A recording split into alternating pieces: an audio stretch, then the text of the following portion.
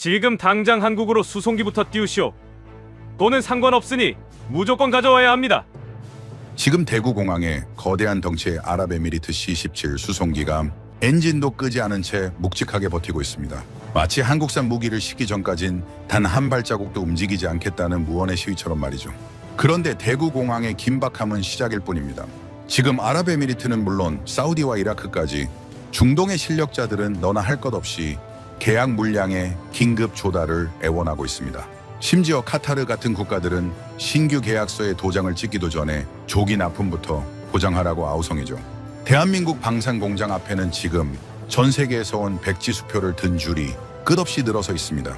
도대체 지난 70년 동안 이 작은 나라가 산속 깊은 곳에 무엇을 숨겨왔기에 어제까지만 해도 강대국들의 무기를 사가던 나라들이 이제는 한국의 무기 없이는 단 하루도 발 뻗고 잘 수 없게 된 걸까요? 지금부터 그 이야기를 들려드리겠습니다. 영상을 시청하신 후 마음에 드신다면 좋아요와 구독 버튼을 꾹 눌러주세요. 여러분의 관심이 저에겐 큰 힘이 됩니다. 그럼 바로 시작하겠습니다. 세계는 지금 두 가지 무기를 두고 싸우고 있습니다. 창과 방패입니다. 더 멀리 쏘는 창을 만들기 위해 강대국들은 수조 달러를 쏟아붓고 있죠. 그런데 정작 전장을 바꾼 건 창이 아니었습니다. 방패였습니다. 그것도 아무도 예상하지 못한 나라가 만든 방패가. 제 이름은 알렉산더 카잔스키입니다. 전직 미 정보부 기술정보 분석관이자 현재는 글로벌 안보 전략 싱크탱크 아이언사이트의 수석 분석가로 일하고 있죠. 30년 동안 저는 미사일 궤적만 봐왔습니다. 숫자와 고도와 속도 그리고 파괴력만이 진실이라고 믿었던 사람입니다. 그런데 2026년 3월 아부다비 상공에서 벌어진 그 30분이 저의 확신을 송두리째 흔들어 놓았습니다. 그날 밤 이야기를 하겠습니다. 미국과 이스라엘의 대규모 공습 직후 중동의 하늘은 완전히 다른 전장으로 바뀌었습니다. 단순한 지역 충돌이 아니었죠. 미사일과 드론과 전자전이 동시에 얽힌 현대전의 실험장이 되어버린 겁니다. 이란은 지도부 타격에 대한 보복으로 탄도미사일과 자폭 드론을 뒤섞어 쏘아 올렸습니다. 표적은 단순한 군사기지가 아니었어요. 미군 전략 자산이 밀집한 UAE, 중동 자본과 물류가 집결한 도시권, 세계 원유 시장의 심장부가 동시에 위협받는 상황이었습니다. 저는 분석실에서 첫 보고를 받는 순간 직감했습니다. 이번 전투는 단순한 요격 성공 여부의 문제가 아니라는 것을요. 미국, 러시아, 중국, 이스라엘이 수십 년간 쌓아온 군사적 권위가 한 번의 시험대에 오르는 사건이라는 것을. 레이더망에 들어온 군집이 먼저 잡혔습니다. 느리고 값싼 표적들이죠. 그런데 그 뒤를 따라오는 것이 있었습니다. 고속 탄도미사일 궤적이었습니다. 드론은 시선을 분산시키고 탄도미사일은 방공망을 소모시키며 순항미사일은 저고도로 파고드는 방식이었죠. 이 조합은 교과서에나 있는 이야기가 아니었습니다. 실제 국가를 마비시키기 위해 설계된 최악의 혼합 포화 공격이었어요. 레이더 화면에 떠오른 숫자를 저는 지금도 잊지 못합니다. 137. 단순한 발사 횟수가 아니었습니다. 이 중 몇 발만 목표에 닿아도 도시 하나의 기능이 멈출 수 있다는 의미였죠. 거기에 드론 200여 대가 더 있었습니다. 단순 계산으로도 요격 대상이 300개를 훌쩍 넘는 상황이었어요. 더 소름 끼쳤던 건 궤적의 분포였습니다. 이란이 날린 주력 위협들은 사드의 초고고도 구간도 아니고 패트리어트의 말단 저고도 구간도 아닌 그 사이에 애매하지만 치명적인 중간층을 오래 통과하고 있었습니다. 속으로 생각했습니다. 누군가 이 구간을 잡지 못하면 오늘 밤은 끝장이라고. 대중은 방공망을 말할 때 늘 가장 유명한 이름부터 떠올립니다. 사드, 패트리어트. 하지만 저는 누구보다 잘 알고 있었죠. 현대전의 승패는 이름값이 아니라 비어있는 고도를 누가 메우느냐에 달려있다는 사실을요. 사드는 너무 높고 패트리어트는 너무 낮습니다. 문제는 이란의 미사일 상당수가 고도 20에서 40km 안팎의 중간층을 통과하며 가장 위험한 시간을 보내고 있었다는 점이었죠. 이 구간이 뚫리면 적 미사일은 최후 방어선 직전까지 거의 손상 없이 진입하게 됩니다. 전장은 명성이 아니라 빈틈을 먹고 자라거든요. 그 순간 보고서 하단에서 낯설지 않은 이름 하나가 눈에 들어왔습니다. 천궁2. 솔직히 말씀드리죠. 저는 처음엔 믿지 않았습니다. 강대국들의 대표 체계가 아니라 비교적 후발주자로 여겼던 한국 시스템이 지금 이 전장의 승패를 결정할 핵심이 될 거라고는 생각하지 않았으니까요. 한국은 훌륭한 제조 강국이었습니다. 그러나 전장의 심장부까지 왔다고는 여기지 않았죠. 그런데 현장 데이터는 제 편견을 빠르게 무너뜨리기 시작했습니다. UAE 상공에서 다층 방공망이 가동되는 가운데 중간층 위협을 가장 효율적으로 처리한 체계가 한국산 천궁2라는 정황이 연속 보고로 올라오기 시작한 겁니다. 여기서 잠깐 짚고 넘어가야 할 것이 있습니다. 사람들은 종종 묻죠. 포대 2개로 그게 가능하냐고요. 포대와 미사일 2발을 혼동하시면 안 됩니다. 천궁2 1개 포대는 하나의 완결된 전투 패키지입니다. 다기능 레이더 1대가 적을 찾고 추적하며 미사일을 유도하는 두뇌 역할을 하고 교전 통제소 1대가 요격 결정을 내리는 심장 역할을 합니다. 거기에 발사대 차량이 4대에서 6대가 붙고 차량 1대당 미사일 8발을 탑재하죠. 즉 2개 포대라는 말은 발사 차량만 8대에서 12대, 즉시 발사 가능한 미사일이 64발에서 96발 수준이라는 뜻입니다. 그런데도 이 숫자는 절대적으로 부족했습니다. 상대가 탄도미사일 137발에 드론 200여 대를 쏟아붓는 상황이었으니까요. 수적으로 보면 완전히 불가능한 교전이었습니다. 그런데 표적이 사라지기 시작했습니다. 하나, 둘, 셋. 너무 정확했습니다. 전장에서 가장 흥미로운 소문은 대개 진실보다 먼저 도착합니다. 그날 밤 분석 채널과 현지 소식망을 통해 반복적으로 떠오르는 말이 있었습니다. 저건 한국 기술자들이 직접 돌리고 있는 것 아니냐는 말이었죠. 저는 그런 소문을 단순한 가십으로 소비하는 사람이 아닙니다. 언제나 그 소문이 왜 생겼는지를 먼저 봅니다. 그리고 이 경우 이유는 분명했어요. 자동화 체계라고 보기엔 반응이 지나치게 정교했던 겁니다. 현지군이든 교관이든 기술 지원팀이든 누가 콘솔 앞에 앉아 있었는가 보다 더 중요한 건 따로 있었죠. 전장 한복판에서 사람들조차 이건 시스템 그 자체가 살아 움직이는 것 같다고 느꼈다는 사실입니다. 그건 영웅담이 아니었습니다. 그 정도의 완성도가 아니면 설명이 되지 않는 정밀함에 대한 현장의 집단적 증언이었죠. 진짜 충격은 따로 있었습니다. 방공 전문가에게 2개 포대라는 숫자는 결코 작게 들리지 않습니다. 오히려 반대입니다. 2개뿐인데 저 정도였다고 이 한마디가 머릿속을 맴돌죠. 1개 포대는 보통 한꺼번에 6발 정도의 미사일을 동시 교전하는 게 정석입니다. 그런데 2개 포대가 300개가 넘는 혼합 표적을 상대로 96%에 육박하는 요격률을 기록했다는 건 레이더가 표적을 분류하는 속도와 미사일이 재발사되는 템포가 물리적 한계를 넘어섰다는 의미입니다. 2 포대의 레이더가 서로 데이터를 공유하며 반드시 막아야 할 탄도미사일과 상대적으로 위협이 적은 드론을 순식간에 걸러내어 가장 치명적인 137발을 먼저 속간했다는 것이 이 사건의 핵심이었습니다. 보통의 시스템이라면 드론 200대의 물량 공세에 레이더가 마비됐을 겁니다. 하지만 한국의 레이더는 마치 굶주린 사냥개 같았습니다. 맛도 없는 드론 따위는 거들떠보지도 않고 가장 육중한 고기인 탄도 미사일만 추적해 목덜미를 물어뜯었죠. 남들이 철학을 논하며 점잖게 무기를 팔 때 한국은 전장에서 가장 효율적으로 적을 사륙하는 집요한 본능을 팔았습니다. 세계는 UAE 상공만 바라봤습니다. 저는 즉시 다른 계산을 시작했습니다. 저 체계가 한국 본토에서는 어떤 밀도로 배치되어 있는가? 그 체계를 다루는 숙련 인력은 얼마나 두터운가? 그 뒤를 지탱하는 정비와 교관과 전술 통제 인력층은 어디까지인가?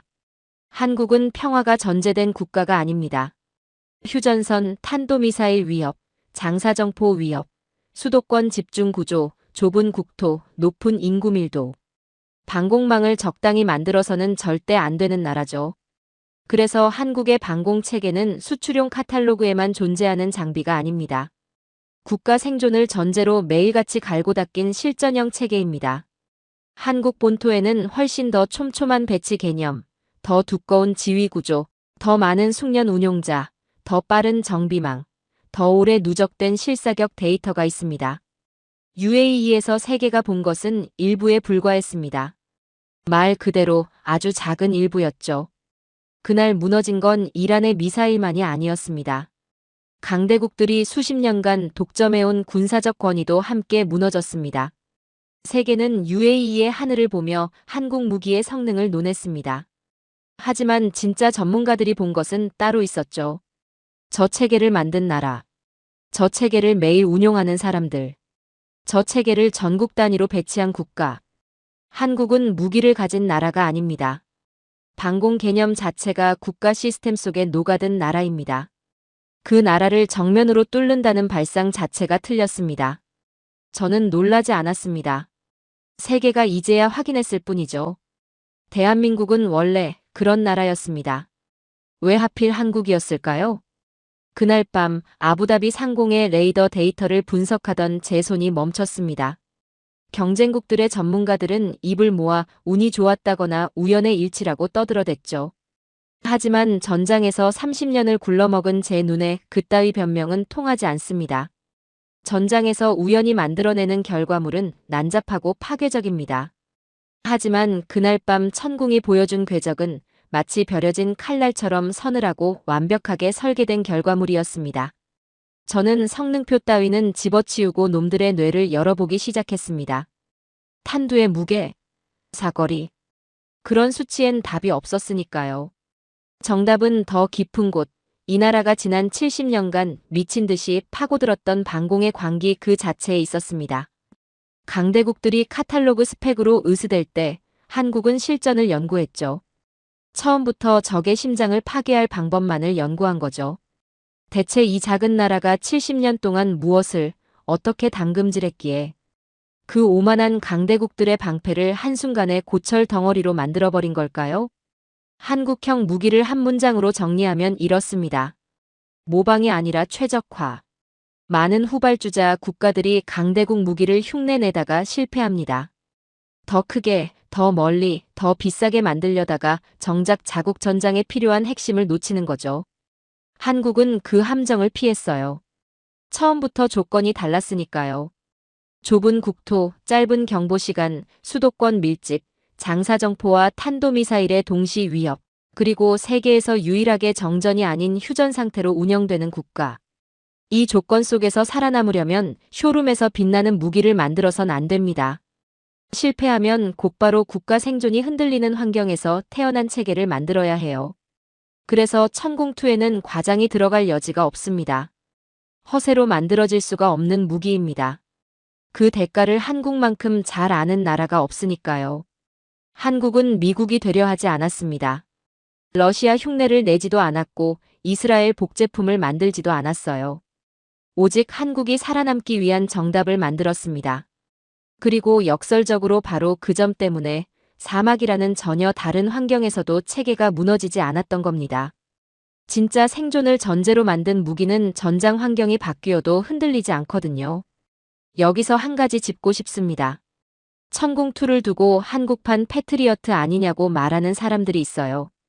저는 그 표현을 좋아하지 않습니다. 천궁2의 본질은 단순한 유사품이 아닙니다. 다층 방공망에서 가장 까다로운 중간층을 담당하며 전체 체계의 균형을 잡아주는 영리한 연결부입니다. 방공망은 강한 미사일 하나로 해결되지 않습니다. 너무 비싼 체계만 쌓아도 안 되고 너무 싼 체계만으로도 안 됩니다. 핵심은 어느 고도에서 어떤 표적을 어떤 비용과 반응 속도로 처리하느냐예요. 이란이 날린 미사일들은 정확히 그 중간층을 오래 통과했습니다. 그리고 천궁2는 그 구간에서 단순히 참여한 게 아니라 가장 경제적이고도 가장 치명적인 방식으로 위협을 잘라냈습니다. 강대국들의 일부 체계는 지나치게 과시형이에요. 이름값, 압도적 사거리, 과시적 스펙에 기대는 경향이 있습니다. 반면 한국은 방공을 과시의 수단이 아니라 생존 구조로 봤죠. 가장 위험한 구간에서 가장 효율적인 비용으로 가장 안정적으로 적을 끊어내는 것. 이것이 한국식 방공 철학입니다. 언론은 숫자를 좋아합니다.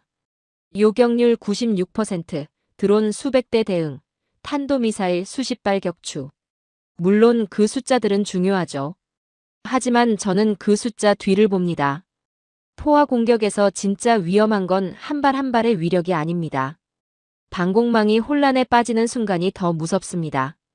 표적 우선순위가 꼬이고 발사 타이밍이 흔들리고 탄약이 잘못 배분되면 방어는 성능 부족이 아니라 체계 붕괴로 끝납니다. 그런데 그날 UAE 상공에서 한국 체계는 그 붕괴를 허용하지 않았어요. 오히려 공격이 거세질수록 더 냉정해졌습니다.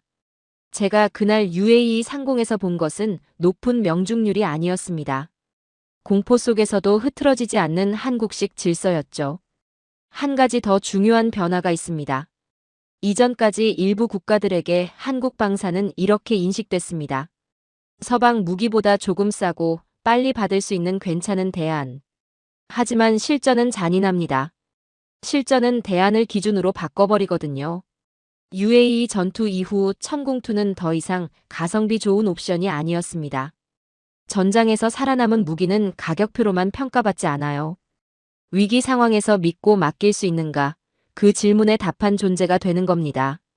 그날 이후 한국 방사는 괜찮은 선택지에서 가장 먼저 검토하는 체계로 이동하기 시작했습니다. 세계가 처음으로 한국을 방산 시장의 주변부가 아니라 판을 다시 짜는 중심부 플레이어로 보기 시작한 거죠. 많은 사람들은 그날 밤 천공투의 높은 요격률만 기억할 겁니다. 하지만 제가 본 것은 달랐습니다. 한국이라는 나라가 전쟁을 얼마나 현실적으로 이해하는지 그 차가운 사고방식이 실전에서 증명되는 순간이었습니다. 강대국들은 더 크고 더 비싼 이름을 자랑했습니다. 한국은 그 사이에 빈칸을 메웠어요. 남들이 과실을 설계할 때 한국은 생존을 설계했습니다. 그래서 사막에서도 흔들리지 않았던 겁니다. 저는 그날 새로운 무기를 본 것이 아닙니다. 세계가 앞으로 어디를 기준으로 삼게 될지 그 방향을 먼저 본 겁니다. 한국은 더 이상 괜찮은 대안이 아닙니다. 이제 한국은 기준이 되기 시작했습니다. 사람들은 방공 체계를 떠올릴 때 언제나 같은 장면부터 상상합니다. 수직으로 솟구치는 불꽃, 공중에서 교차하는 궤적, 그리고 폭발 화려하고 극적이고 눈에 잘 들어오죠. 그런데 저는 이 한 가지를 알고 있습니다. 전장에서 진짜 승부가 갈리는 순간은 발사 버튼을 누르는 그 찰나가 아니에요. 그보다 훨씬 앞에 있습니다. 무엇이 날아오고 있는지 먼저 알아보는 순간 바로 거기서 전쟁의 결과가 결정됩니다. 이란이 쏘아 올린 것은 단순한 미사일이 아니었습니다. 탄도미사일, 순항미사일, 드론, 기만체, 전파 교란 요소가 한꺼번에 뒤섞인 복합 포화 공격이었죠. 이런 상황에서는 단순히 많이 보는 것만으로는 안 됩니다. 오히려 위험합니다. 적이 노이즈와 기만체를 뿌리는 이유가 뭔지 아세요? 탐지 체계를 끌려다니게 만들기 위해서입니다. 눈먼 괴물처럼 사방을 쫓아다니다가 정작 치명적인 표적을 놓치게 만드는 거죠. 무기가 강하다는 말은 흔합니다. 하지만 전장에서 더 드문 것은 적이 보낸 혼란을 먼저 정리해내는 체계입니다. 한국의 다기능 레이더가 무서운 이유가 바로 여기 있습니다. 이 레이더는 단순히 표적을 찍는 장비가 아니에요. 각 표적의 속도, 고도, 접근 각도, 비행 패턴, 위협 우선순위를 동시에 계산해서 교전 질서를 만들어내는 전장 분류기처럼 움직입니다. 드론은 느리지만 숫자로 혼란을 만들고 순항미사일은 낮게 파고들며 탐지 스트레스를 주고 탄도미사일은 짧은 시간 안에 공포를 낙하시킵니다.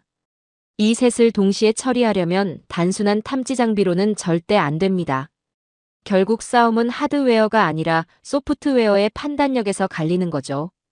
저는 이 레이더를 이렇게 정의합니다. 표적을 보는 기계가 아닙니다. 적이 의도한 혼란의 구조를 역으로 해체하는 기계입니다. 이 지점에서 처음에 제가 꺼냈던 소문을 다시 끌어와야겠습니다. 한국인이 직접 돌리는 것 아니냐는 그 말이요. 저는 그 소문의 감정적 배경은 이미 얘기했습니다. 지금은 기술적 배경을 얘기하겠습니다. 사막 전장은 잔인합니다. 낮의 열기가 레이더 성능을 왜곡하고 미세한 먼지가 냉각 계통을 괴롭히고 해안과 도시와 군사시설이 뒤섞인 전파 환경이 신호를 복잡하게 간섭합니다. 이 환경에서 어떤 체계든 카탈로그대로 작동하는 경우는 거의 없어요. 주파수 조정, 필터링 강도 보정, 잡음, 억제, 환경별 오차 보정이 반드시 따라붙습니다. 그리고 그 과정을 누가 어떻게 처리하느냐에 따라 장비의 실전 성능이 완전히 달라집니다. 한국은 장비를 던져놓고 알아서 쓰라는 방식으로 움직이지 않습니다. 초기 배치부터 시스템을 가장 잘 아는 기술진과 교관이 붙어서 그 전장의 환경에 맞게 체계를 살아있게 만드는 방식으로 접근하죠. 그래서 현지에서는 이런 인상을 받을 수밖에 없었던 겁니다. 저건 그냥 자동화 체계가 아니다. 누군가 뒤에서 계속 보고 있는 것 같다. 기계가 쏘는 게 아니라 시스템을 가장 잘 아는 사람이 끊임없이 손을 보고 있는 것 같다. 그 소문의 진짜 의미는 이겁니다. 실제로 누가 버튼을 눌렀느냐가 중요한 게 아니에요. 그 정도가 아니면 설명되지 않을 만큼 시스템 반응이 정교했다는 사실이 중요한 겁니다. 그건 과장이 아니라 현장의 본능적인 번역이었습니다. 이제 한 가지 더 짚겠습니다. 대부분의 나라는 무기를 이렇게 다룹니다. 개발하고 시험하고 생산하고 납품하고 유지합니다. 이 과정은 길고 느리고 단계마다 끊겨 있어요. 훈련에서 나온 데이터는 창고에 쌓이고 실전에서 발견된 문제는 다음번 예산 주기를 기다려야 반영됩니다. 한국은 다릅니다. 한국군은 휴전 상태 속에서 수십 년간 실사격, 모의훈련, 레이더 추적 데이터 축적을 반복해왔습니다. 그리고 거기서 나온 데이터가 창고에 잠들지 않아요. 그 데이터는 곧바로 소프트웨어 알고리즘 보정으로, 탐지 필터 개선으로, 교전 우선순위 조정으로 이어집니다. 더 무서운 건 이 과정이 군 내부에만 고립되어 있지 않다는 점이에요. 군, 방산업체, 연구기관, 현장 기술 인력이 하나로 연결되어 있어서 훈련 데이터가 다음 버전의 체계 개량으로 이어지는 속도가 비교적 빠릅니다. 많은 나라는 무기를 하나의 제품으로 다룹니다. 한국은 무기를 계속 학습하는 시스템으로 다룹니다. 강한 무기를 만드는 것보다 더 어려운 게 뭔지 아세요? 그 무기가 다음 실수에서 배우게 만드는 구조를 갖추는 겁니다. 한국은 바로 그 구조를 가지고 있습니다. 그래서 천궁2의 그날 밤 성과는 즉흥적인 기적이 아니었어요. 수년간 누적된 훈련과 보정과 피드백이 응축된 결과물이었습니다. 그리고 하나 더. 전장에서 진짜 어려운 문제는 강한 미사일 하나가 없는 게 아닙니다. 여러 체계가 동시에 같은 하늘에서 돌 때 서로 충돌하지 않고 누가 언제 무엇을 처리할지 질서를 유지하는 것이 진짜 어렵습니다. 사드, 패트리어트, 천궁이 각자 자기 표정만 보며 제멋대로 움직이면 그건 방어가 아니라 혼선입니다. 포화 공격 상황에서는 중복 교전, 늦은 대응, 잘못된 탄약 소모가 연쇄적으로 터질 수 있어요. 그런데 천궁은 이 문제를 다르게 접근합니다. 단독 무기처럼 보이지만 실제로는 통합 방공망 속에서 자기 역할과 타 체계의 역할을 동시에 계산하며 들어가는 질서 유지 장치처럼 작동합니다. 진짜 선진 방공망은 가장 강한 미사일 한 종류가 아니에요. 서로 다른 체계가 공포 속에서도 싸우는 순서를 끝까지 잃지 않는 구조입니다. 강대국 체계들 사이에서도 자기 논리와 연결성을 잃지 않는 국산 통제 기술, 그것이 한국이 도달한 수준이에요. 사람들은 그날 밤 하늘로 솟구치는 요격 미사일을 보며 감탄했을 겁니다. 저는 그 불꽃보다 먼저 움직인 것을 봤습니다. 어떤 표적을 먼저 끊어낼지 판단하는 레이더, 사막의 노이즈 속에서도 맥을 잃지 않는 소프트웨어, 훈련과 데이터를 실전 성능으로 환원시키는 피드백 구조, 그리고 여러 체계가 한순간도 순서를 잃지 않게 만드는 통합 지휘 통제. 많은 나라가 미사일을 만듭니다. 하지만 전장을 먼저 이해하고 끝까지 계산하는 나라까지는 많지 않습니다. 한국은 이미 그 단계에 들어서 있었습니다. 세상은 발사 장면만 봤습니다. 저는 그 뒤에서 전장을 통째로 읽고 있던 보이지 않는 한국의 두뇌를 봤습니다. 전장이 한창인데도 사람들은 이미 결과를 논하기 시작했습니다. 무너진 벙커, 파괴된 레이더 기지, 흔적도 없이 사라진 지휘소. 그 잔의 사진들이 실시간으로 퍼지고 있는 와중에도 저는 그 직전의 심리를 더 오래 들여다봅니다. 왜 이란 지도부는 그렇게까지 자신 있었는가? 그들의 방공망은 단순한 무기 목록이 아니었어요. 정권 생존의 최후 보루였습니다. 수도권 방어, 핵심 시설 방호, 최고 지도자, 은신처, 군사 지휘망 생존성까지 전부 그 위에 얹혀 있었죠. 러시아제 장거리 방공 체계, 중국산 대공 레이더, 자국식 다층 방어망이 하나로 묶인 구성이었습니다. 지도부는 그걸 보며 믿었습니다. 서방의 공습은 감당 가능하다고. 스텔스기라도 심장부까지 무방비로 들어오진 못할 거라고. 그 믿음이 얼마나 위험한지 저는 잘 압니다. 형편없는 방공망보다 더 위험한 건 실제보다 강하다고 믿게 만드는 방공망이거든요. 이란의 패배는 공습이 시작된 순간부터가 아니었습니다. 자기 체계의 수준을 잘못 읽은 그 훨씬 전부터 시작된 겁니다. 중국과 러시아의 방공 체계는 종이 위에서 정말 대단해 보입니다. 긴 탐지 거리, 스텔스 탐지 가능성, 다수 표적 동시 교전, 고고도부터 저고도까지 대응 능력. 숫자만 보면 누구라도 겁을 먹죠. 그런데 전장은 카탈로그대로 움직이지 않습니다. 현대 방공망의 진짜 시험은 탐지 거리가 아니에요. 전자전 속에서도 표적을 끝까지 믿고 추적할 수 있느냐입니다. 전쟁에서 적은 정직하게 날아오지 않습니다. 재밍을 뿌리고 가짜 신호를 만들고 레이더를 속이고 아군 체계끼리 헷갈리게 만들고 일부러 반응을 유도한 뒤 본타격을 꽂습니다. 이란 방공망은 첫 전자전 파도부터 흔들렸습니다. 표적이 너무 많아서가 아니었어요. 무엇을 믿어야 하는지 판단하는 능력이 급속도로 흐려졌기 때문입니다. 레이더가 못 본 게 아니었습니다. 더 무서운 건 너무 많은 것을 보고도 무엇이 진짜인지 확신하지 못했다는 점이죠. 저는 이걸 카탈로그와 실전 사이의 참혹한 절벽이라고 부릅니다. 중국산 대형 레이더에 대한 환상을 먼저 짚겠습니다. 많은 사람들이 멀리 탐지하면 강한 레이더라고 단순하게 생각합니다. 전장은 그렇게 움직이지 않아요. 광역 탐색은 중요합니다. 하지만 그것만으로는 아무도 살릴 수 없습니다. 방공망이 정말 필요한 건 표적의 정확한 위치와 추적 안정성을 바탕으로 실제 발사체를 끝까지 유도할 수 있는 수준의 정밀성입니다. 멀리 본다고 해서 맞힐 수 있는 건 아닙니다. 전장에선 보는 것보다 끝까지 붙잡고 놓치지 않는 것이 훨씬 어렵죠. 중국산 저주파 계열 레이더는 이론상 스텔스 탐지 가능성을 강조해왔습니다. 그런데 저주파 특성상 정밀 화력 통제에 바로 연결되기 어렵고 주변 전파 환경과 기만 신호에 취약해질 수 있습니다. 어딘가에 뭔가 있다는 수준의 정보와 지금 이 좌표의 이 위협을 이 순간 때려야 한다는 전투 정보는 완전히 다른 겁니다. 이란은 첫 번째를 두 번째로 착각했습니다. 중국은 그 착각을 부추겼고요. 가장 잔인한 건 바로 그 지점입니다. 지휘부가 레이더 그림을 보고 안심하게 만들었다는 점이에요. 탐지가 불완전하면 지휘부는 움직여야 합니다. 그런데 탐지가 충분하다고 믿으면 오히려 더 깊숙이 고정되고 더 늦게 반응하게 됩니다. 이란의 벙커와 지휘 체계는 레이더망이 살아있다고 믿는 사이 이미 죽은 체계 위에서 명령을 내리고 있었던 겁니다. 러시아식 체계 이야기로 넘어가겠습니다. 저는 러시아 체계를 단순히 성능이 약하다고 말하지 않습니다. 개별 장비 단위로는 충분히 위협적일 수 있어요. 문제는 그 다음이죠. 현대전은 장비 하나의 성능보다 장비와 장비 사이가 얼마나 끊기지 않고 살아 움직이는가가 훨씬 더 중요합니다. 복합 교전 환경에서 이종 체계 간 연동, 실시간 정보 흐름, 전자전 대응과 교전 우선순위 재조정이 동시에 유기적으로 맞물려야 합니다. 러시아식 체계는 바로 거기서 균열이 납니다.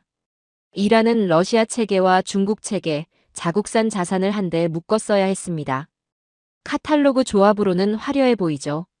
그런데 전자전이 시작되면 서로 다른 신호 규격, 다른 교리, 다른 유지보수 철학이 충돌합니다. 겉으로는 하나의 방패처럼 보였지만 안으로 들어가면 지휘자 없이 제각각 연주하는 오케스트라에 가까웠습니다. 방공망은 장비 전시장이 아닙니다. 초단위의 협업 시스템이에요. 개별 체계가 살아있어도 전체 방공망은 이미 죽기 시작합니다. 그리고 현대전에서 먼저 죽는 건 종종 발사대가 아니라 우리가 아직 싸울 수 있다는 체계적 착각이죠. 이란만의 이야기가 아닙니다. 저는 항상 교차 검증을 합니다. 서로 다른 전장에서 비슷한 냄새가 반복될 때 그건 사고가 아니라 구조의 문제입니다. 파키스탄, 베네수엘라, 그리고 이번 이란. 조건은 달랐지만 공통점은 분명했습니다.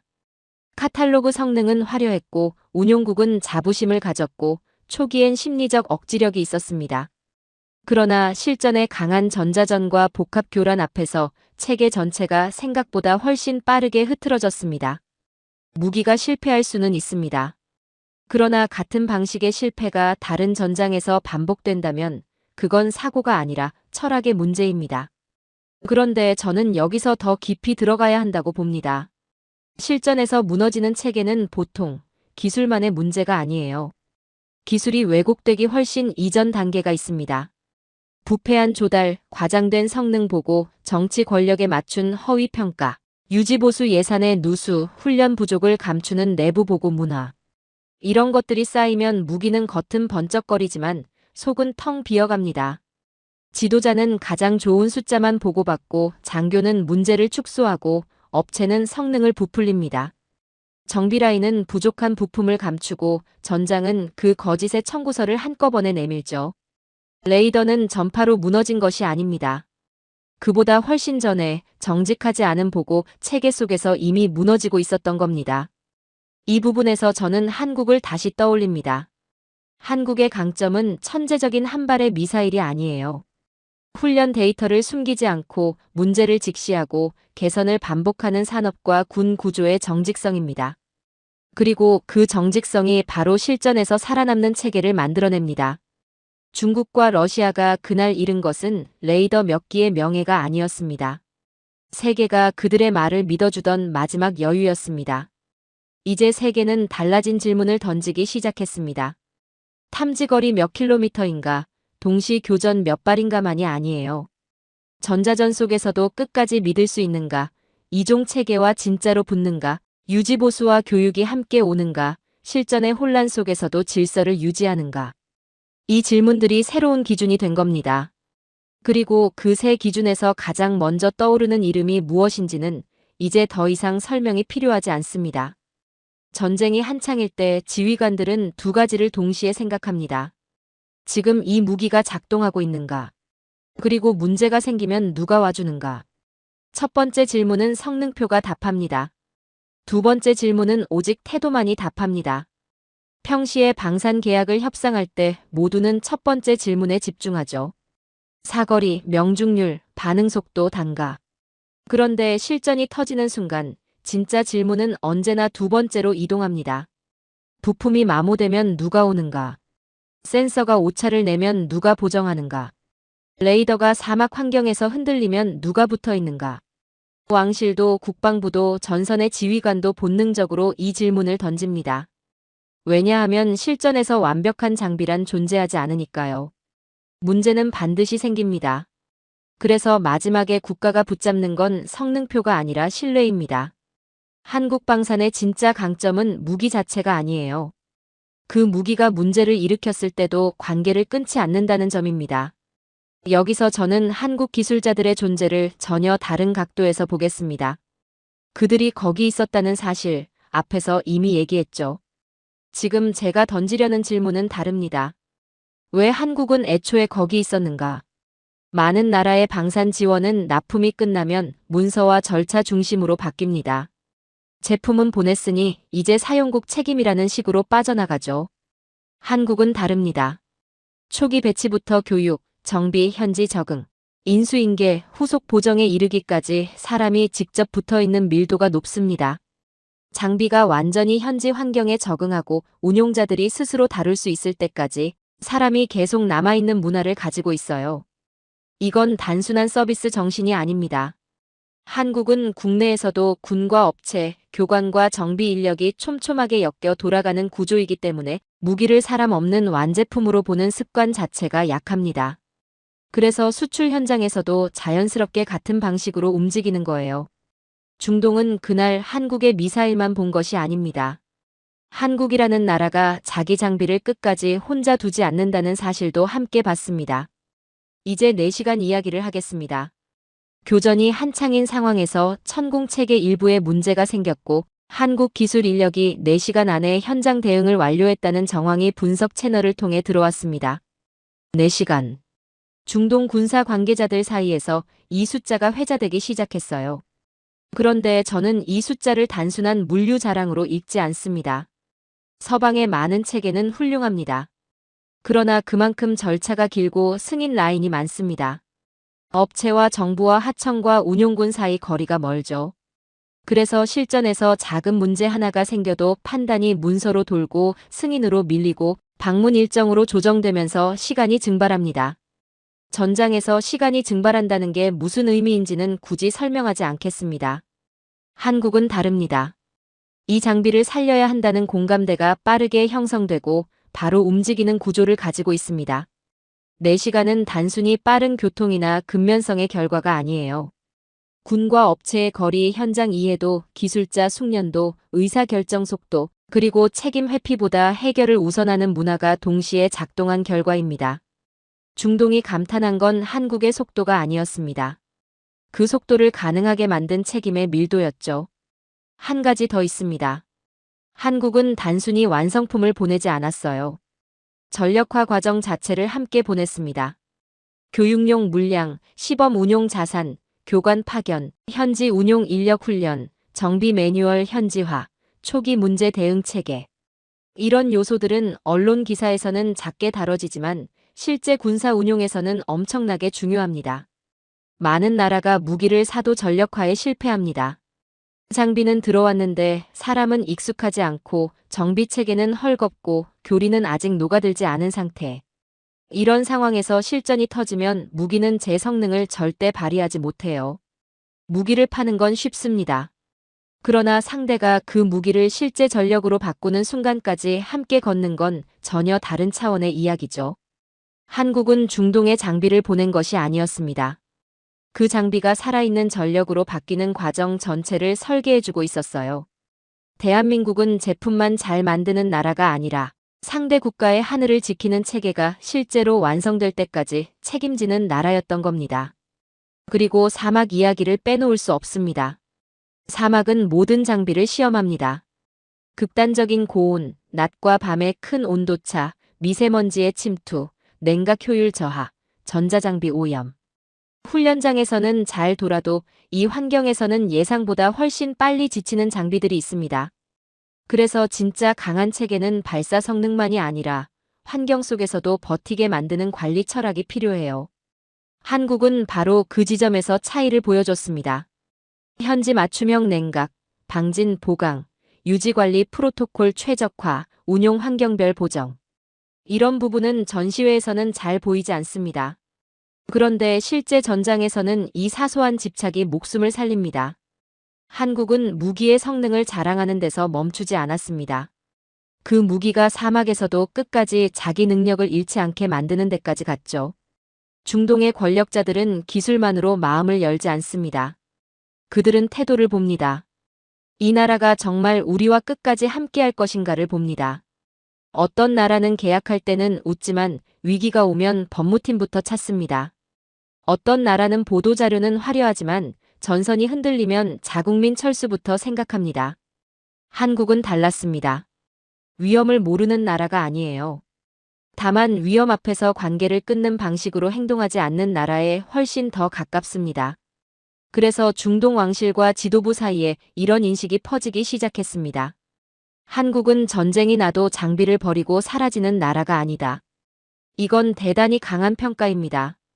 국제방산 시장에서 신뢰의 최종 단위는 언제나 돈이 아니라 위기시 태도이기 때문이에요. 많은 사람들은 천공투가 몇 발을 맞췄는지를 기억할 겁니다. 하지만 중동의 권력자들이 더 오래 기억하게 될 것은 따로 있습니다. 문제가 생겼을 때 누가 와주었는가? 장비가 흔들릴 때 누가 끝까지 붙어 있었는가? 실전이 시작된 뒤에도 누가 관계를 끊지 않았는가? 신뢰는 광고로 쌓이지 않습니다. 위험한 순간 누가 남아 있었는지가 결정하죠. 한국이 판 것은 미사일이었습니다. 그러나 중동이 실제로 손에 넣은 것은 전쟁이 나도 끝까지 함께 버텨주는 대한민국이라는 관계였습니다. 전쟁이 터지면 사람들은 폭발 장면부터 봅니다. 불타는 활주로, 연기 기둥, 격추된 잔해. 그런데 저 같은 전략 분석가는 그 장면보다 다른 것을 먼저 봐요. 항로가 막히는가? 보험이 멈추는가? 유조선이 서는가? 가격이 튀는가? 현대전에서 나라를 진짜로 질식시키는 건 미사일 그 자체보다 그 미사일이 만들어내는 공급망 공포입니다. 호르무즈 해협이 봉쇄 위협에 들어가고 선박 보험이 흔들리고 운항 리스크가 급등하면 그 파장은 군사 영역을 훨씬 벗어나죠. 제조업, 물가, 물류, 환율, 국가 비축 전략이 동시에 흔들리기 시작합니다. 한국 같은 에너지 수입 의존국에게 중동 전쟁은 단순한 국제 뉴스가 아니에요. 곧바로 산업 전체의 체온을 떨어뜨릴 수 있는 사건이죠. 반도체 라인이 멈출 수 있고 정유 설비가 흔들릴 수 있고 철강 용광로가 식을 수 있습니다. 중동의 하늘이 무너지면 한국의 공장 굴뚝도 함께 흔들리기 시작하거든요. 그러니까 천공투가 UAE 상공에서 지켜낸 것은 단순히 중동 한국과의 영공이 아니었습니다. 그 하늘이 살아남은 것은 곧 에너지 흐름이 살아남은 것이고 에너지 흐름이 살아남은 것은 한국 산업이 버틸 수 있다는 의미였죠. 이제 UAE가 어떻게 반응했는지 얘기하겠습니다. 많은 사람들은 국제관계를 감정으로 읽죠. 고맙습니다. 형제국, 굳건한 우정. 저는 그런 표현을 그대로 받아들이지 않아요. 국가는 말보다 자원을 어떻게 배분하느냐로 진심을 드러내거든요. UAE는 한국의 방공 체계가 실제 위기에서 자기 영공을 지켜낸 것을 확인한 뒤 단순한 칭찬을 넘어 전략 자산의 우선순위를 바꾸기 시작했어요. 누가 먼저 보호받는가, 누가 먼저 배정받는가, 위기 때 누구에게 먼저 문을 여는가. 국가가 정말로 어떤 나라를 귀하게 여기기 시작하면 외교 성명보다 이런 것들이 먼저 달라지죠. 감사는 말로 끝납니다. 하지만 신뢰는 자원 배분 순서를 바꾸죠. 그 가장 상징적인 대상이 바로 원유였어요. 원유 600만 배럴. 이 숫자를 경제 기사처럼 읽으면 안 됩니다. 전략 문서 언어로 번역해야 해요. 이것은 거래량이 아니에요. 우리는 당신을 우선순위에 놓았다는 선언이죠. 전쟁과 봉쇄 위협 속에서는 모든 배럴이 동일하지 않습니다. 위기 국면에서는 누구에게 얼마나 먼저 배정하느냐가 곧 외교적 선택이 되거든요. 유가보다 중요한 건 언제나 배정 순서입니다. 위기 속 원유는 상품이 아니라 선택의 증거이기 때문이죠. 한국이 UAE로부터 받은 것은 단순히 기름이 아니었어요. 당신들은 우리 하늘을 지켜줬고 우리는 당신들의 산업을 멈추지 않게 해주겠다. 이 한 문장이 600만 배럴 안에 담겨 있었던 겁니다. 여기서 저는 방산의 본질을 다시 정의해야겠어요. 대중은 방산을 자주 무기 수출이라고 부르죠. 절반만 맞는 표현입니다. 진짜 방산은 한 국가의 불안을 다른 국가의 안정으로 바꿔주는 산업이에요. 그리고 동시에 그 거래를 통해 자국의 불안도 줄여나가는 산업이고요. UAE는 한국에게서 천공투를 받았죠. 한국은 그 대가로 단순한 계약 금액뿐 아니라 중동의 전략적 신뢰, 에너지 우선권, 위기시 파트너십을 되돌려받기 시작했습니다. 전통적으로 한국은 에너지 안보에서 늘 불안의 수입자에 가까웠어요. 외부 위기, 육아 충격, 해상 봉쇄, 중동 정세 변화에 크게 흔들릴 수밖에 없는 구조였죠. 그런데 지금은 달라지기 시작했습니다.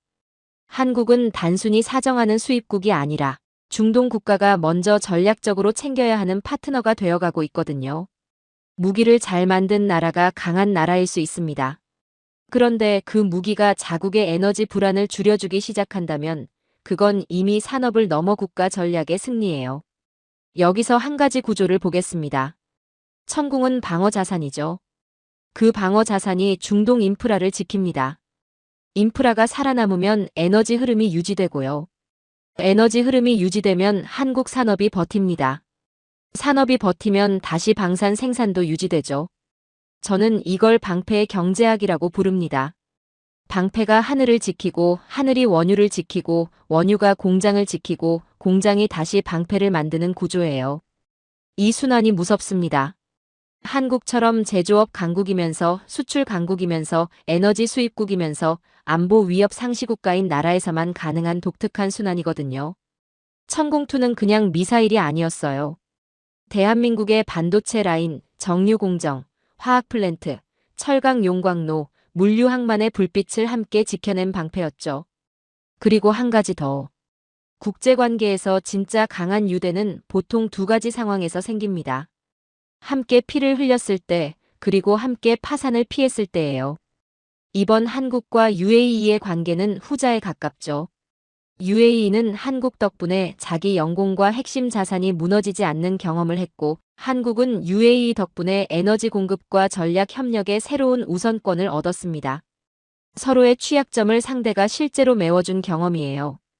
그래서 관계의 성격이 달라졌죠. 좋은 공급자도 아니고 만족스러운 고객도 아닙니다. 위기 때 서로의 약한 고리를 붙잡아준 파트너가 된 거예요. 정말 강한 파트너십은 조약문보다 경험에서 나오죠. 특히 서로의 취약점을 한 번씩 실제로 대신 막아준 관계는 오래갑니다. 사람들은 천공투가 몇 발의 적 미사일을 떨어뜨렸는지 셀 겁니다. 저는 다른 숫자를 봤어요. 방향을 바꾼 유조선, 멈추지 않은 항로, 그리고 한국으로 흘러들어온 600만 배럴의 의미를요. 그건 에너지 거래가 아니었습니다. 한국이 중동의 하늘을 지켜준 대가로 중동이 한국의 공장과 항만과 내일을 지켜주기 시작했다는 신호였죠. 천공투는 그 순간 적 미사일만 떨어뜨린 것이 아니었어요. 대한민국의 에너지 불안까지 함께 격추했습니다. 세계는 UAE 상공에서 천공투 2개 포대가 만들어낸 결과를 봤습니다.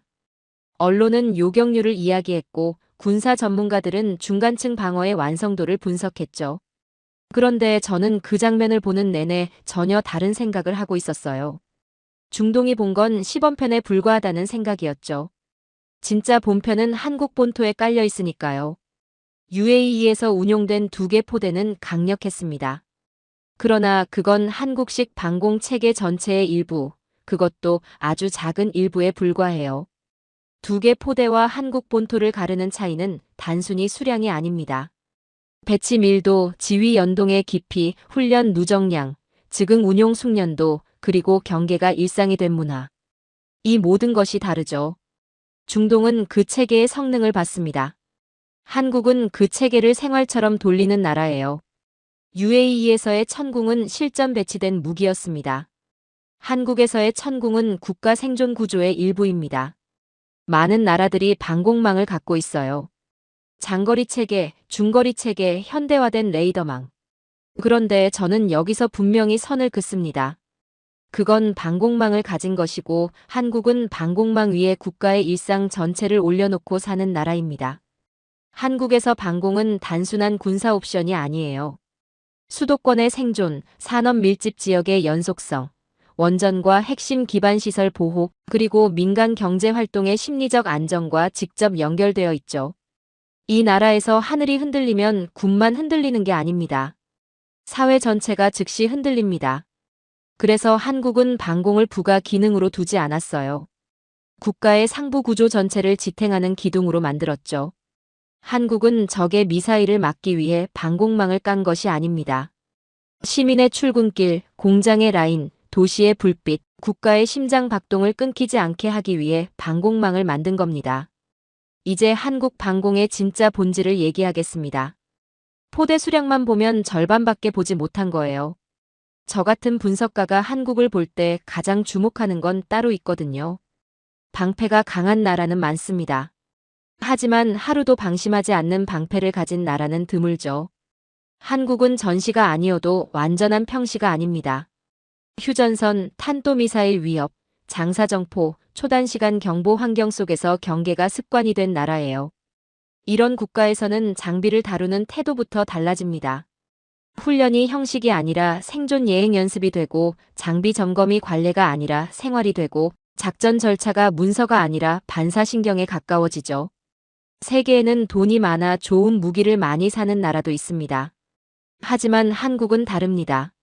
좋은 무기를 산 나라가 아니라 그 무기를 긴장 속에서 살게 만든 나라예요. 중동이 본 건 2개 포대의 실력이었습니다. 하지만 한국에서 더 무서운 건 그런 포대들이 언제든 움직일 준비가 된 습관 속에 놓여 있다는 사실이죠. 이제 한국형 미사일 방어체계, 즉 한국형 방공구조의 실체를 얘기하겠습니다. 한국의 하늘은 단순한 영공이 아니에요. 적이 하나의 공격 방식으로는 돌파할 수 없도록 설계된 겹겹의 거부권이 중첩된 공간입니다. 여기서 중요한 건 한 가지 체계의 우수성이 아니에요. 더 중요한 건 적이 하늘을 통과하려 할 때마다 다른 층, 다른 판단, 다른 요격 논리, 다른 대응 시간표와 연속으로 맞닥뜨리게 된다는 점이죠. 접근을 거부당하고 침투를 거부당하고 낙하를 거부당하고 마지막 궤적마저 거부당하는 구조입니다. 한국은 가장 화려한 창 하나를 택한 게 아니에요. 오히려 적이 단 한 번도 편하게 숨을 고를 수 없는 하늘을 설계했죠. 요새란 벽이 높은 곳이 아닙니다. 공격자가 어디로 와도 계속 다른 방식으로 거절당하는 곳이에요. 그리고 한국의 하늘은 정확히 그렇게 설계되어 있습니다. 그런데 여기서 끝이 아닙니다. 한국의 강점은 포대만이 아니에요. 그 포대를 살리는 사람의 두께입니다. 한국의 하늘 아래에는 단순히 미사일만 배치된 것이 아니에요. 현역 운용 인력, 지휘 통제 장교, 정비사, 군수 지원 인력, 방산 엔지니어, 시험평가 전문가, 퇴역 후에도 경험을 이어가는 예비 전문가층이 두텁게 쌓여 있죠. 현대 방공은 금속이 혼자 싸우는 전쟁이 아니거든요. 결국 누군가가 읽고 판단하고 결심하고 유지하고 고치고 다시 살려내야 합니다. 바로 그 과정에서 한국은 강합니다. 이 나라는 장비만 현대화한 게 아니에요. 그 장비를 지탱할 사람의 사다리를 국가적으로 쌓아 올린 나라죠. 한국의 방공망은 포대 숫자로만 계산하면 절반밖에 보지 못한 겁니다. 진짜 전력은 그 포대를 이해하고 유지하고 다시 일으켜 세울 사람들의 층위에 있어요. 이제 마지막으로 한 가지를 얘기하겠습니다. 강한 방공망은 미사일만 막는 게 아닙니다. 국민의 공포가 국가 전체를 먼저 마비시키지 못하게 막아주죠. 한국 시민들은 어쩌면 모르고 지나칠 수 있습니다. 자기가 세계에서 가장 촘촘한 계산 위에 세워진 안정권 아래 살고 있다는 사실을요. 국민이 내일도 출근할 수 있다고 믿게 만드는 힘, 기업이 공장을 멈추지 않고 돌릴 수 있다고 느끼게 만드는 힘, 국가가 흔들려도 마지막까지 버틸 것이라는 집단적 안정감. 이 모든 것이 방공망과 연결되어 있어요. 한국 상공은 단순한 영공이 아닙니다. 적에게는 거부의 연쇄이고 시민에게는 계산된 안정권이죠. 여러분의 머리 위는 안녕하십니까? 대한민국에서는 적어도 그 질문에 대해 세계 어느 나라보다 무거운 준비가 되어 있습니다. 한국을 공격한다는 건 포대 몇 개와 싸우는 게 아니에요. 수십 년간 위협 속에서 단련된 국가 시스템 전체와 싸우는 겁니다. 중동은 단 2개 포대로 경악했습니다. 저는 그보다 훨씬 더 큰 사실을 알고 있어요. 그런 하늘이 지금 독도에서 제주까지 대한민국 전체를 덮고 있다는 사실을 말입니다. 저는 30년 동안 무기를 분석해왔습니다. 미사일의 사거리, 탄두의 무게, 레이더의 출력, 요격 확률. 숫자 앞에서 감탄하는 버릇은 일찌감치 버렸죠. 그런데 한국을 보고 있으면 오래된 버릇이 다시 고개를 드는 순간들이 있습니다. 천공투 이야기를 처음 들었을 때가 그랬어요. 많은 사람들은 그것을 하나의 완성형 무기라고 생각하죠. 하지만 제가 보기에 천공투는 한국 방공 기술의 끝이 아닙니다. 시작점이에요. 이미 그 위와 아래를 한국은 동시에 만들고 있거든요. 위를 먼저 얘기하겠습니다. LSAM입니다. 이 체계는 단순히 더 높은 고도를 커버하는 미사일이 아니에요. 의미는 훨씬 크죠. 고고도 방어 능력의 독립입니다. 미사일 방어에서 가장 비싼 기술은 언제나 고고도 요격이에요. 이 영역은 오랫동안 미국과 러시아 같은 강대국의 전유물이나 다름없었습니다. 그런데 한국이 지금 그 영역으로 올라가고 있습니다. 탐지, 추적, 요격 3단계를 모두 자국 체계로 연결하는 길을 만들고 있는 거예요. 한국이 상층 방어 능력을 완성하는 순간 이 나라는 단순한 방공 강국이 아니라 독립적인 미사일 방어 국가가 됩니다. 이 말이 얼마나 무거운지 아세요? 세계에서 완전한 미사일 방어 체계를 구축한 국가는 극소수에 불과합니다. 한국이 그 목록에 이름을 올리는 중이에요. 이제 아래를 얘기하겠습니다. LAMD입니다. 이 체계는 성격이 완전히 달라요. LSAM이 높은 하늘을 지키는 방패라면 LAMD는 도시를 지키는 방패입니다. 장사정포, 로켓, 단거리 위협 같은 초근거리 공격을 막는 체계죠. 서울은 세계에서 가장 복잡한 방공 환경 중 하나입니다. 인구 밀집, 초단거리 위협, 짧은 경보 시간. 이 모든 조건이 겹친 도시를 지키는 기술은 극도로 어렵습니다. 한국은 지금 그 가장 어려운 문제를 풀려고 하고 있어요. 그런데 흥미로운 건 따로 있습니다. 서울을 지키기 위해 만들어진 기술은 결국 다른 도시들도 필요로 하게 됩니다. 세계 곳곳에 서울과 비슷한 조건의 도시들이 있거든요. 인구가 밀집하고 위협이 가깝고 시간이 없는 도시들이요. 한국이 그 문제를 해결한다면 그 기술은 단순한 국산 무기가 아니라 세계가 찾는 해답이 됩니다. 그리고 한 가지 더 얘기해야 하는 게 있습니다. 앞으로의 전쟁은 단일 무기가 싸우는 전쟁이 아니에요. 연결된 전장이 싸우는 전쟁입니다. 한국은 이미 이 방향으로 움직이고 있죠. KF-21 전투기, K2 전차, K9 자주포, 방공체계. 이 모든 시스템이 점점 데이터로 연결되는 구조로 발전하고 있어요. 레이더가 본 정보를 전투기가 공유하고 전투기가 감지한 표적을 지상 방공체계가 처리하는 통합전장 네트워크입니다. 한국은 이제 무기를 만드는 나라가 아니라 전장을 설계하는 나라로 가고 있어요. 세계 방산 시장도 바뀌고 있습니다. 많은 국가들이 지금 같은 문제에 직면해 있죠. 방어체계 가격은 올라가고 납기는 밀리고 기술 이전은 막혀 있습니다. 한국은 다른 접근을 보여줘요. 빠른 생산, 합리적 가격, 실전 검증, 그리고 관계를 끊지 않는 신뢰. 한국 방산은 단순히 싸서 팔리는 것이 아닙니다. 빠르고 신뢰할 수 있기 때문에 선택되는 거예요. 그리고 천공투의 실전 데이터는 그 신뢰도를 완전히 다른 차원으로 끌어올렸습니다. 역사를 길게 보면 하나의 패턴이 보입니다. 성벽, 철갑함, 레이더, 미사일 방어. 방어 기술은 언제나 전쟁의 규칙을 바꿔왔어요. 공격 기술이 시대를 열었다면 방어 기술은 시대를 바꿨습니다. 그리고 지금 한국이 만드는 방공체계가 그 변화의 새로운 축이 되고 있죠. 현대전에서 가장 중요한 질문은 누가 더 멀리 쏘느냐가 아니에요. 누가 더 오래 살아남느냐입니다. 그리고 방공기술은 바로 그 질문에 대한 답이죠. 세계 많은 국가들이 그 답을 한국에서 찾기 시작했습니다. 중동의 하늘에서 시작된 이야기는 이제 훨씬 더 큰 질문으로 이어집니다. 한국은 어디까지 갈 것인가? LSM은 더 높은 하늘을 지키려 하고 LAMD는 도시의 마지막 방패가 되려 합니다. 전투기와 지상 방공 체계는 점점 하나의 전장으로 연결되고 있어요. 이 모든 변화가 의미하는 것은 단순합니다. 세상은 여전히 한국을 제조 강국으로 기억합니다. 하지만 제가 보는 한국은 다릅니다. 이 나라는 이제 세계의 하늘을 지키는 기술을 만드는 나라가 되고 있어요. 전쟁의 역사는 언제나 창을 만든 나라들을 기억해왔습니다. 하지만 앞으로의 시대는 방패를 만든 나라들을 기억하게 될지도 몰라요. 그리고 그 방패의 중심에 대한민국이 서 있습니다. 오늘의 사연은 여기까지입니다. 평화는 거저 얻어지는 것이 아닙니다. 우리가 쌓아 올린 압도적인 기술이 곧 세계의 평화가 되었습니다. 수십 년간 이어진 집념이 마침내 증명되었습니다.